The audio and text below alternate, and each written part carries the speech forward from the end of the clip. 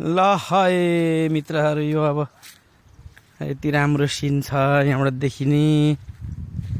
अब अलिकति खराबी पक्ष चाहिँ यसरी जता पाए त्यतै यो खाएर बोतलहरू फाल्ने फुटाउने सिस्टम रहेछ।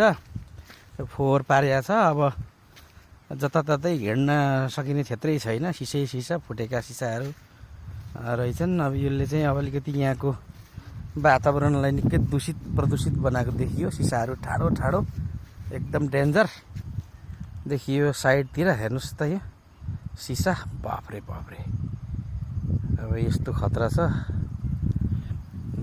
तर अब यहाँ बस्नुहुने दिदीको अनुसार यो जग्गाहरू सबै बिक्री भइसकेको रहेछ। लगभग यो ठुलो ग्राउन्डलाई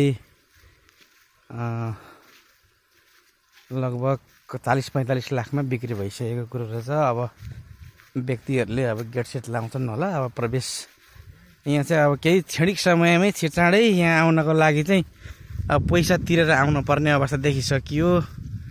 यो बिक्री भइसकेको भन्ने कुरो जानकारी दिनुभयो। व्यक्तिको जग्गा थिएछ। अब नापी नक्सा रहेछ उहिलेको।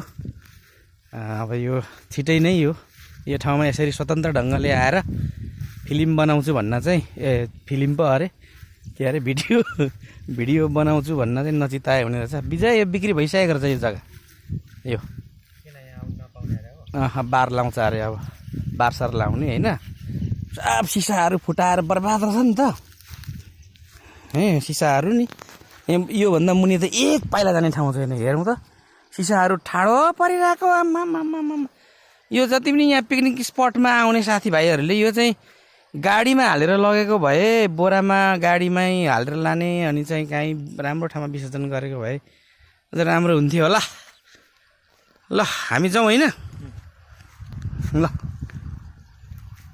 मेरो भिडियोमा हाई भन्न त हौ। It's me. ल